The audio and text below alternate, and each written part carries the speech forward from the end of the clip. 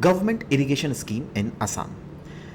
Recently जो state का economic survey 2025-2026 लाया गया है, उसमें ऐसे बहुत सारे चौंकाने वाले एविडेंसेस है जो क्या बतलाता है दैट असम में जो इरिगेशन के फैसिलिटीज मिल रहे हैं ना, वो जितना हमारा असम का टोटल कल्टीवेटेड लैंड है उसका सिर्फ 10% एरिया से भी कम एरिया में ही इरिगेशन फैसिलिटीज पहुंचाया जा रहा है, in spite of the fact that Assam is also vulnerable to climatic variability, that is climatic change and frequent droughts. तो ऐसे इस आर्टिकल में बहुत सारे factual datas हैं which we will be discussing in आज का ये सेशन। तो चलिए शुरुआत करते हैं। तो इस आर्टिकल में देखिए यही बताया गया है दैट एक कहीं ना कहीं गैप एग्जिस्ट देखने को हम लोग को मिल रहा है between the irrigation potential created and irrigation potential utilise. मतलब गवर्नमेंट ने कितना पोटेंशियल ऑलरेडी क्रिएट कर चुका है, कितना इंफ्रास्ट्रक्चर ऑलरेडी क्रिएट कर चुका है,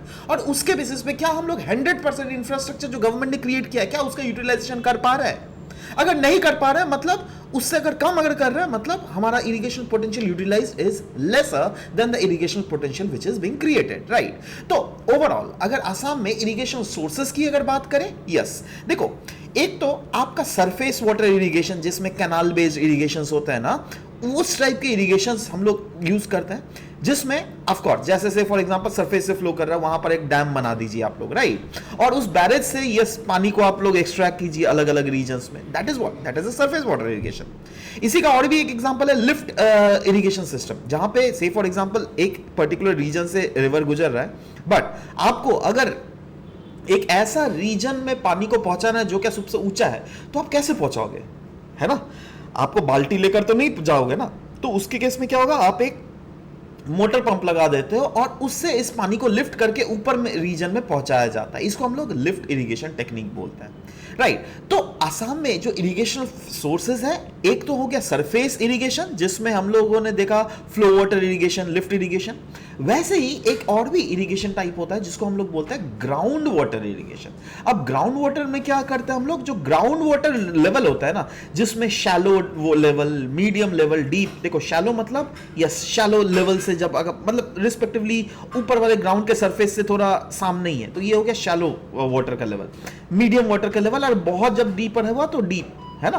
तो अब इन ये सब इरिगेशन टेक्निक्स भी हम लोग असम में इस्तेमाल करते हैं। तो surface irrigation technique as well as ground water irrigation technique ये वाइडली अडॉप्ट किया गया है in different parts of Assam. और इस आर्टिकल में कुछ कुछ की डेटास को बताया गया and these datas literally will shock you. जैसे क्लियरली बोला गया दैट इरिगेशन पोटेंशियल कितना है असम में, अराउंड 8.84 लाख हेक्टेयर, मतलब इतना हेक्टेयर का लैंड है जिसको आप इरिगेट कर सकते हो, ऑलराइट। अच्छा मतलब अभी जो ऑलरेडी गवर्नमेंट ने किया हुआ है, माफ कीजिएगा। अच्छा अल्टीमेट इरिगेशन पोटेंशियल कितना, मतलब ओवरऑल कितना और भी कितना गवर्नमेंट एरिया को ऐड कर सकती है, तो रफली और भी 4 लाख हेक्टेयर के आसपास के एरिया को, that is in total 12 lakh hectare जो इरिगेशन पोटेंशियल है ना वो असम का है, जिसमें यूटिलाइज कितना किया जा रहा है, देखो यूटिलाइज सिर्फ और सिर्फ 2.5 लाख हेक्टेयर ही किया जा रहा है। इनफैक्ट और भी एक मुझे इंटरनेट से ये डेटा मिला था जहां पे क्लियरली बताया गया है that net irrigated area with respect to the percentage of the net sown area, है ना, वो कितना है असम में। अगर सोचो 100% एरिया को शो किया जाता है ना, मतलब 100% एरिया में अगर फसल उगाया जाता है तो उसमें पंजाब कितना परसेंट एरिया को इरिगेट करती है, 99.9%। वैसे हरियाणा 100% में 92.7% एरिया को इरिगेट करती है। इसीलिए यहां पे कभी भी आप पंजाब और हरियाणा के किसानों को रोते हुए नहीं देखोगे, है ना, क्यों, क्योंकि दे आर वेरी हैप्पी, कभी भी उन लोग को पानी का प्रॉब्लम आज तक हुआ ही नहीं, है ना। अच्छा नेशनल का एवरेज कितना है, हमारे देश का एवरेज रफली अराउंड 49.92। अच्छा उस एवरेज के हिसाब से आसाम का इरिगेशन पोटेंशियल कितना ज्यादा इस्तेमाल किया जा रहा है, सिर्फ और सिर्फ रफली अराउंड 21% के आसपास ही पोटेंशियल को इस्तेमाल किया जा रहा है। मतलब can you imagine that national average से भी हमारा जो इरिगेशन पोटेंशियल है वो बहुत कम है, right. In fact total agriculture area कितना जिसको क्रॉप किया जाता है 40.88 लाख हेक्टेयर्स को, और उसमें हमारा कवरेज कितना है इरिगेशन का, देखो 40.88 लाख में सिर्फ 2.5 लाख में ही प्रेजेंटली किया जा रहा है। दैट इज रफली इट अकाउंट्स फॉर 6%, जो क्या अगेन मैंने पहले बोला ना, it is less than 10% of the agriculture land which is covered by the governmental का इरिगेशनल स्कीम। ठीक है ना, क्यों इरिगेशन को क्यों यहां पे ज्यादा फोकस किया जा रहा है? क्योंकि देखो अब बारिश के समय में तो कोई प्रॉब्लम नहीं, हम बारिश के समय बताइए तो कौन सा क्रॉप उगाया जाता है? खरीफ, राबी या जैद, है ना, खरीफ क्रॉप। तो बारिश के समय तो खैर कोई प्रॉब्लम नहीं होता क्योंकि प्री मॉनसून शावर्स भी आसाम में बहुत ही अच्छा होता है और मॉनसून भी ठीक ठाक होता है, राइट। तो खरीफ सीजन ज्यादा प्रॉब्लम नहीं है। प्रॉब्लम कब होता है ना, राबी सीजन में, क्योंकि ये वाला एक ऐसा समय है ना जब बारिश ही नहीं होती। इनफैक्ट खरीफ सीजन जब मॉनसून आता है तब पता है 91% जो टोटल एनुअल रेनफॉल है ना, वो तो उसी समय हो जाता है जिसमें मॉनसून और प्री मॉनसून मिला के मैं बात कर रहा हूं। और रफली अराउंड 9% या 9% से लेस परसेंट ही बचता है बाकी सीजन्स के लिए। तो राबी और जैद क्रॉपिंग सीजन जो है उसमें जो है ना बहुत कम रेनफॉल होता है। मतलब उस समय जो है डिपेंडेंस जो होता है सीजनल रेनफॉल के ऊपर बहुत ज्यादा है और बहुत सारे ऐसे एरियाज है जो क्या काफी ज्यादा वल्नरेबल हो जाता है फ्लड के। इनफैक्ट एक राबी सीजन का एक बहुत शॉकिंग डेटा आपके सामने दिया हुआ है 2018, 2019, 2021, 22, राइट। इसमें रेनफॉल ज्यादा हुआ है या कम हुआ है? तो आंसर इज कम हुआ है। 2018 में 43% जो नॉर्मल राबी सीजन में होना चाहिए था उससे कम रेनफॉल हुआ है। 2019 में 68% से कम हुआ है। 2020 में 55%, 2021 में 47% के आसपास घटा है rainfall, right, as compare to normal trend. 2022 में 40.46% से घटा है। मतलब ये क्या ओवरऑल क्या इंडिकेट कर रहा है?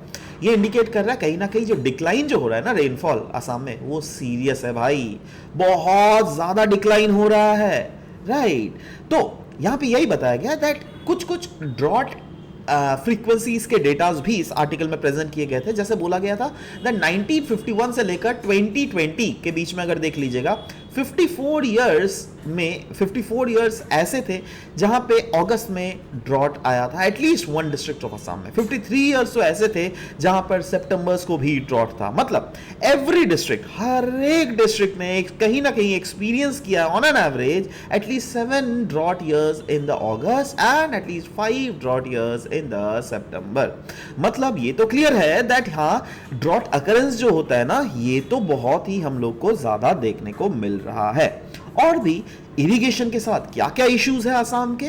इरिगेशन के साथ सबसे बड़ा जो इशू है वो है क्रिएशन, दैट एक मतलब इरिगेशन पोटेंशियल कितना क्रिएट किया गया और कितना यूटिलाइज किया गया। मैंने पहले ही बताया दैट एक ह्यूज गैप हम लोग को देखने को मिला है। दैट गवर्नमेंट ने तो इंफ्रास्ट्रक्चर क्रिएट कर दिया है पर क्या वो इंफ्रास्ट्रक्चर यूटिलाइज हो रहा है? नहीं। आंसर इज वो भी अंडर यूटिलाइज्ड है ना। और रीजन क्या है अंडर यूटिलाइजेशन का? सबसे पहला रीजन यहां पे बोला जाता है टेक्निकल एंड इंफ्रास्ट्रक्चरल इश्यूज।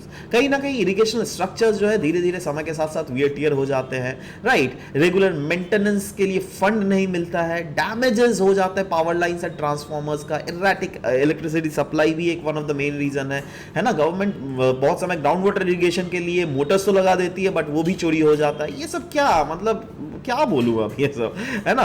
मतलब रिवर का फ्लो पैटर्न भी जो है नेचुरली वो भी कहीं ना कहीं मतलब सेम नहीं रहता, बहुत फ्लक्चुएट करता रहता है। और एडमिनिस्ट्रेटिव इश्यूज भी है, जैसे रिपेयर वर्क जो होता है वो डिले में होता है, राइट।